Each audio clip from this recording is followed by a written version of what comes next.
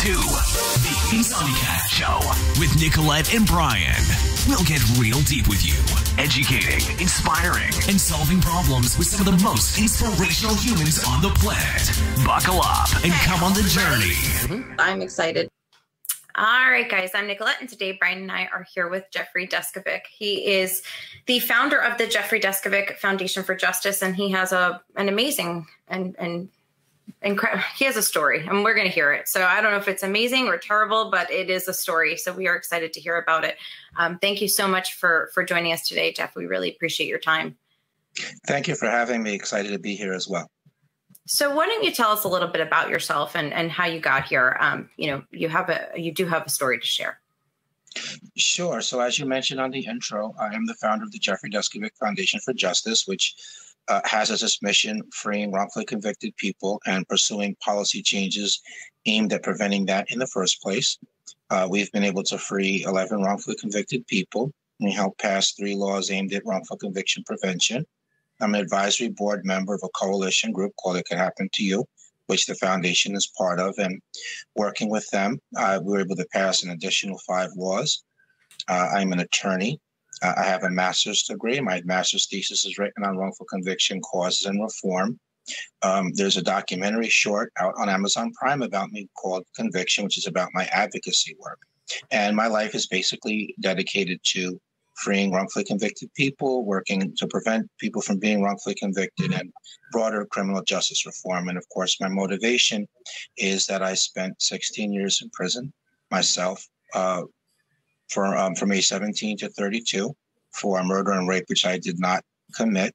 I was convicted despite a pretrial negative DNA test result. My conviction was caused by coerced false confession, prosecutorial misconduct, fraud by the medical examiner, terrible public defender. I lost 7 appeals. I got turned down for parole. And ultimately, I was exonerated through further DNA testing 16 years later, which not only exonerated me, but also identified the actual perpetrator whose DNA was in the data bank, because left free while I was doing time for his crime, he killed his second victim 3.5 years later after killing the victim in my case, who was a school teacher and had 2 children.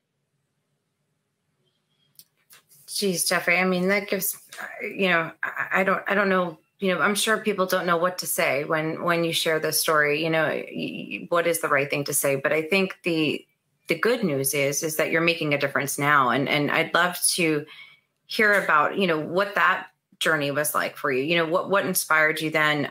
Was this something that you had thought about even while you were incarcerated for something you didn't want to do?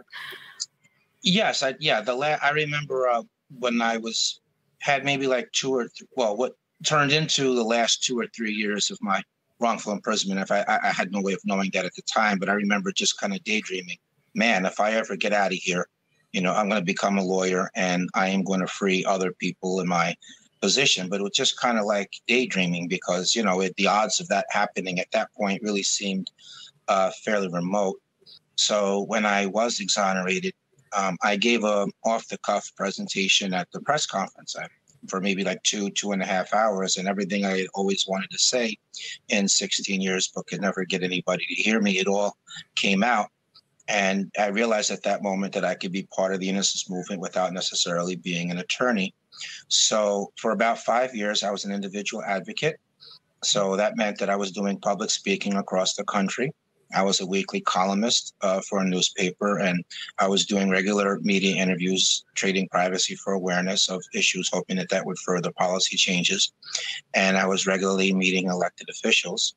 I did get a scholarship from Mercy College to finish the bachelor's degree because I was 1 year short of graduating with that while I was incarcerated at the time the funding was cut. And from there, I got the master's degree. And after about 5 years, 5 really long, hard, difficult years, I finally was compensated And I decided that I would use some of the money that I got in order to start the Jeffrey Deskovic Foundation for Justice.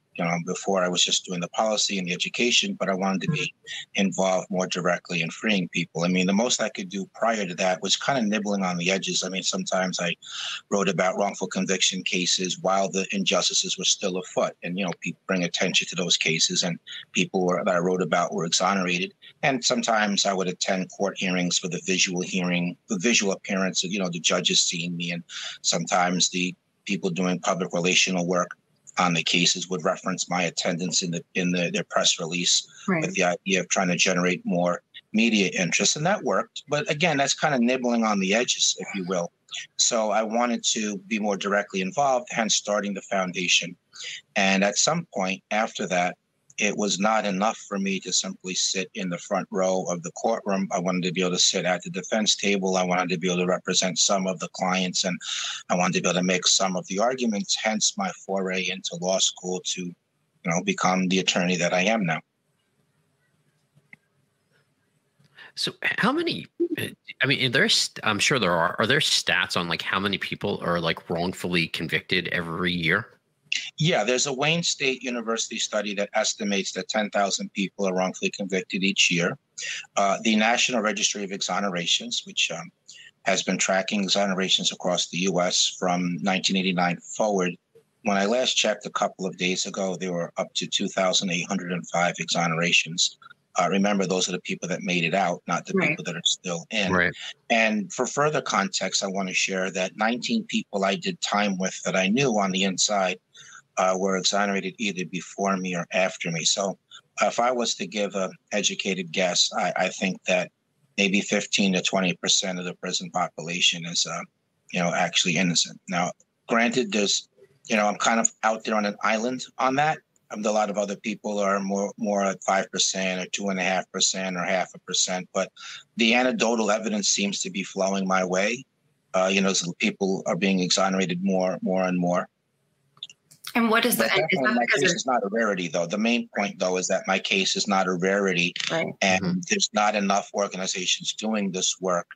And everybody has way too large a caseload. There's really long waiting lists, and kind of what makes the situation worse is that most of the organizations in the field are what I call DNA centric, meaning that they'll only take a case if there's DNA, but that's only available in 5 to 12% of all serious felony cases. So hence my starting my own organizations rather than, partnering with somebody else in terms of the exonerated piece, because we do both DNA and non-DNA cases. And I was actually going to bring the DNA up. So now in a lot of these exonerations, I'm sure DNA plays a major role, if not the only role, given, that a lot of people aren't taking the non-DNA cases. But now on the flip side of that, what other evidence are you using, to potentially exonerate wrongfully convicted people? Sure. So evidence of third-party guilt.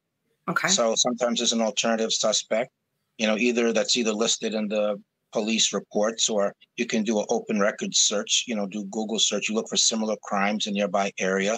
You could file Freedom of Information law requests, and sometimes documents that have contained evidence of innocence, either directly or else they provide a new investigative direction to come in. And as you pull the thread, metaphorically, it eventually uncovers additional evidence that could be used. So it might be, it could be, for example, an unknown witness where somebody was given benefits in exchange for testimony, and that was not disclosed. Right. So that can be some of the form of evidence. Sometimes it could be based on a recantation, but not standing by itself. I mean, there would have to be some other piece of evidence that could throw some weight to the recantation. Like, look, I lied. This is what I lied about. Here's how you can know that I lied. So if it's something like that, then that's stronger. But just using a regular recantation, it's very hard to win based on that. But that's some of the types of evidence that could be used to exonerate somebody.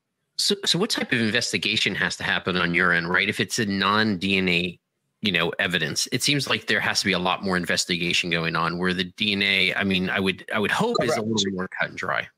Yeah, 100%. Well, we review we review certain legal documents. We read the police reports. We look at the we look at lab reports. So sometimes, if it was a lab report, then if something wasn't tested, or we would look into, well, is that lab fully accredited? And we might pursue like a new test just to confirm, or maybe a test previously yielded an inconclusive result, but technology, has improved. But another thing is sometimes witnesses come to the surface that weren't known before, and so traveling to them and interviewing them and ultimately getting an affidavit for them and looking to, corroborate that with as many other witnesses or pieces of evidence that you could, that might go into it. Now, let me ask you a question, Jeff, and it's not funny, but are there people who come to you to, clear their names, but are actually guilty that you find in the course of your investigation? Yes, of course. Sure. To me, it seems so bizarre. There's certain things to look for. So, for example, somebody that's emphasizing technicalities rather than there being innocent, that would be an example. I'll give you another example. This actually happened. So somebody, there were guns found in a room that somebody was living in. Mm-hmm. And their explanation to us was that other people had access to that room. So their story was, well, somebody must have come in the room and planted the guns there so that when the police searched the room, they were there. Mm-hmm. So that really didn't make any sense to us. And when we pressed further, he said, well, it was an illegal police search. So really that evidence should not have been allowed in the court. And since the court should not have considered it, you shouldn't consider it either.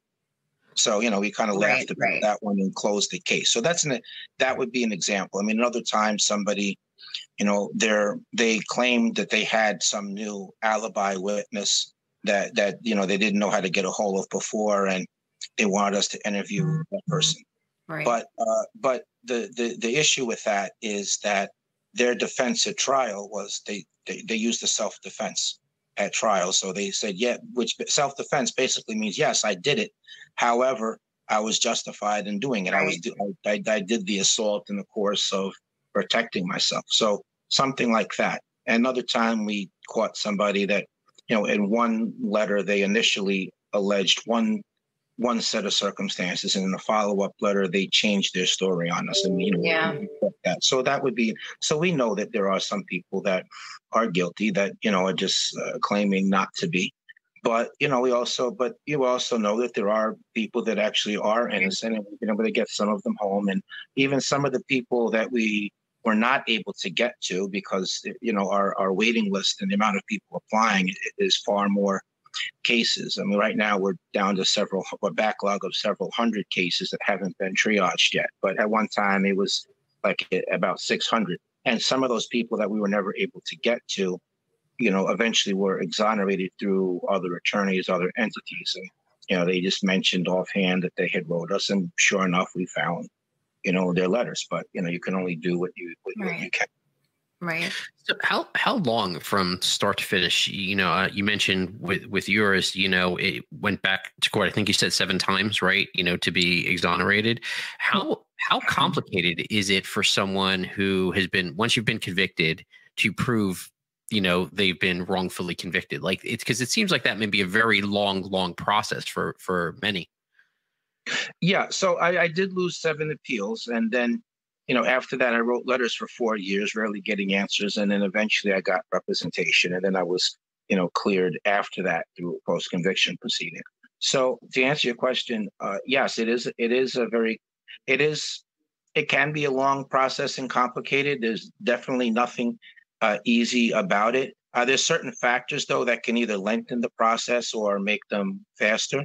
So, for example, if the applicant has the legal documents, somebody has the police reports, the lab reports, and the direct appeal briefs, then that saves us time from us having to go out and collect them. Just like if they answer us back and send everything quickly, that can speed things up, as opposed to if it takes 1 or 2 months.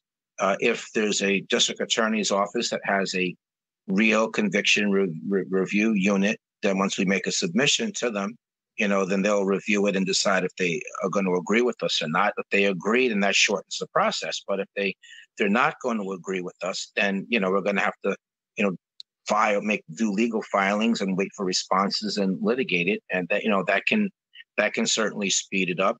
Just like some cases have investigative directions to go in. So when we decide to take a case, we ask ourselves, do we believe the applicant based on something objective, and do we see a potential route to victory?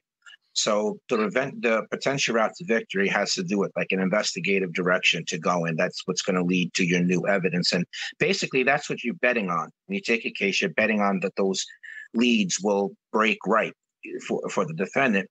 So if a case has leads already, then that could be a lot faster than if we have to do a really painstaking in-depth review and try to scrounge around and look for leads. It's almost like you can get more people freed if you take those cases, those cases where there's a lot of information up front. 100%. Yes, so we do prioritize those. That's right. So so it's not as simple as, the third person that wrote is the third case. It's not as simple as that. Right. So yeah, we do prioritize that. We do prioritize a DNA case. So, for those reasons. But another aspect of it also is, part of our assessment also is we think, well, how likely is it that all of these leads, how likely is it that enough of them would break right? How much time would that take? What would be the monetary cost of that? So all of that has to, like, there was a time that, so there was a case that had there was three co-defendants, but two of them were applying to us. Somebody had representation already. And it was pretty clear that they were innocent, and the person who had a lawyer was trying to get representation for his co-defendants. But the case was so big that we would have had to shut everything down in order just to work on that one case. And we didn't really see that as being practical, because the problem is everybody had separate trials and not everybody was charged with exactly the same charges. So you would have to figure out so who's got what charge, what evidence, what was said in this case versus that one. It would have consumed way too many resources. And so we had to do a hard pass on that. Right.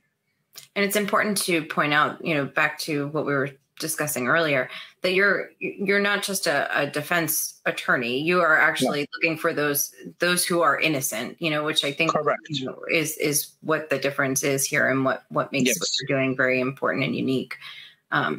So my question then, a heavy one, a loaded one, what do you think needs to change in the legal system? For if there was a world where none of this happened, which I'm sure that's almost impossible, but what would need to change?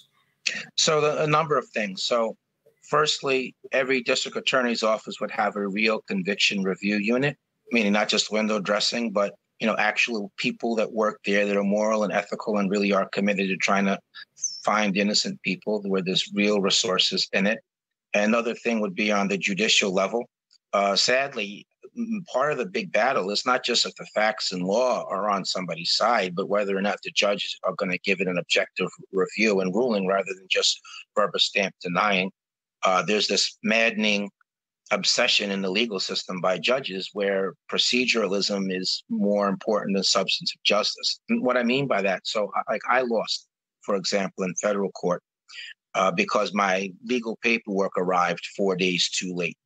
I lost based on that rather than, my arguments being rejected. So those are factors. We would need to have we would need to have an end to prosecutorial misconduct. So in New York, one of the laws we were able to pass pertained to the Commission on Prosecutor Conduct, so independent oversight board. So we would need to have that as a deterrence for prosecutorial misconduct and a place to hold people accountable to. We did pass that in New York. We're working on it in Pennsylvania and California, but we would need to have that across the board. We would need to have all interrogations being videotaped from beginning to end. We would need the best identification procedures to be utilized.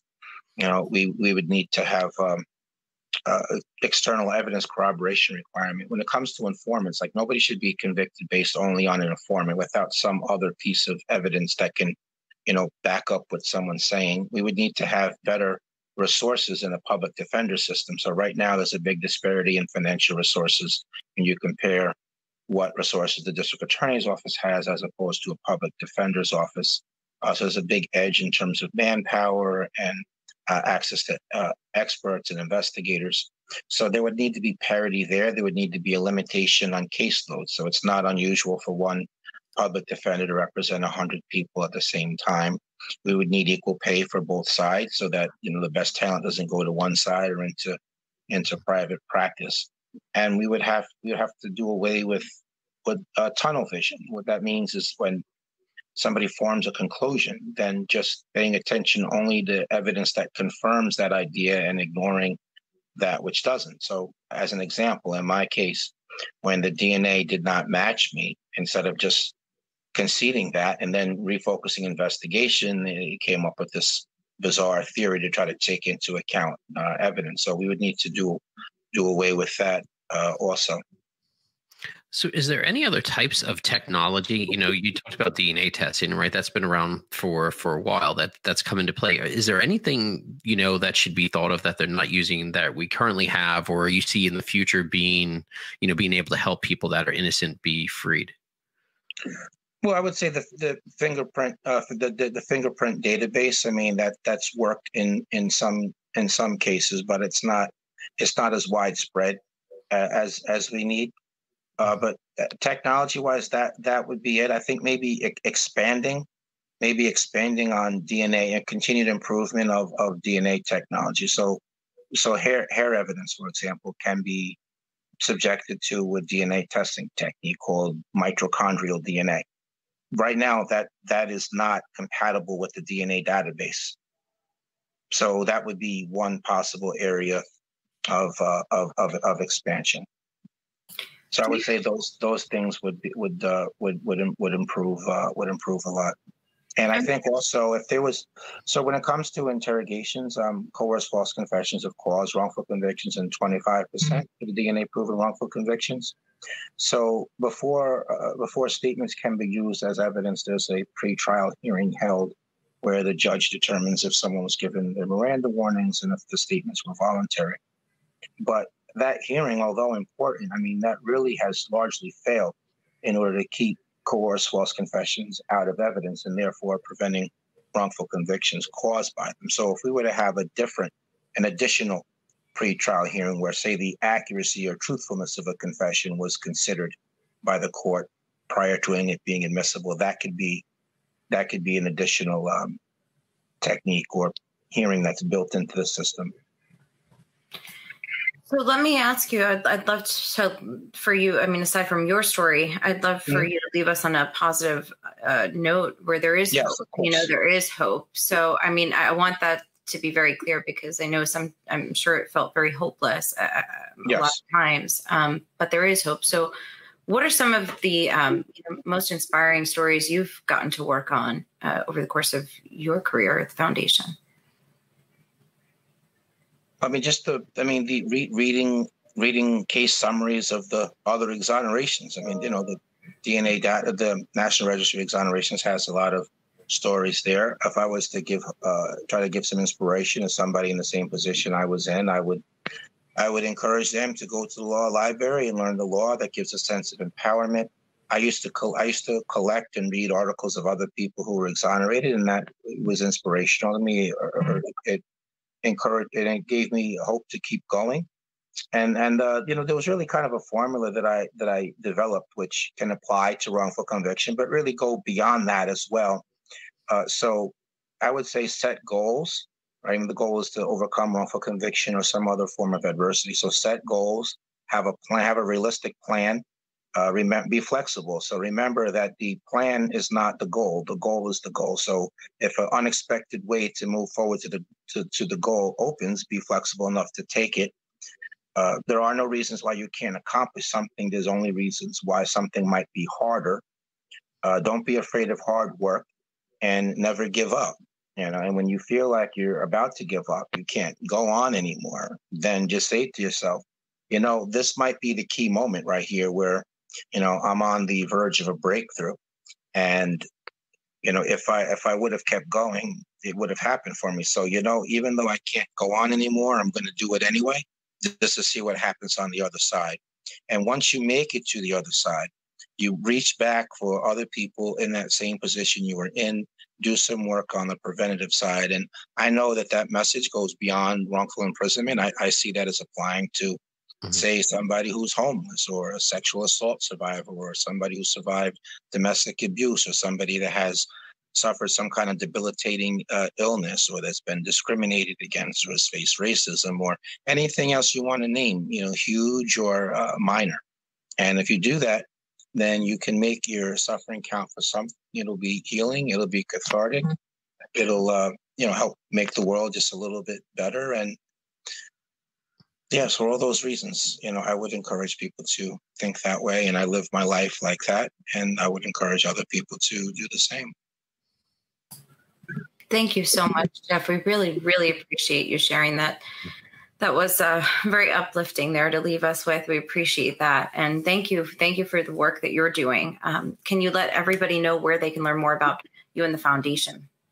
Sure. My website, www.deskovic.org.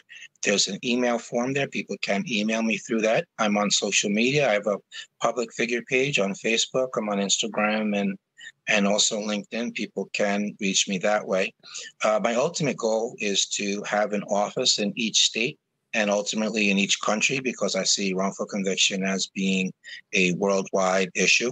But we'll be able to do that as public support for us builds. So, you know, we have a Patreon page. And imagine for a minute, dream with me for a second. If 25,000 people were willing to help free wrongfully convicted people by donating, say, $3 or $5 on a recurring monthly basis, I mean, that would give us a really good budget, and we'd be able to have additional attorneys and paralegals, investigators, other essential personnel, so that we could increase the number of people that we could help, and it would help us to expand into other states, and we could do policy work beyond just New York, Pennsylvania, you know, and California. And I work 40, 50 hours a week. You know, it's a labor of love. I don't get paid for it, but you know, I'm fine. I'm able to survive from the compensation I have. I get a certain amount of money every month, but so 100% of everything that's donated would go to the cause. That's the point I'm trying to make in saying that. Awesome. Thank you so much, Jeffrey. Thank you again. Sure. Thank you for having me on.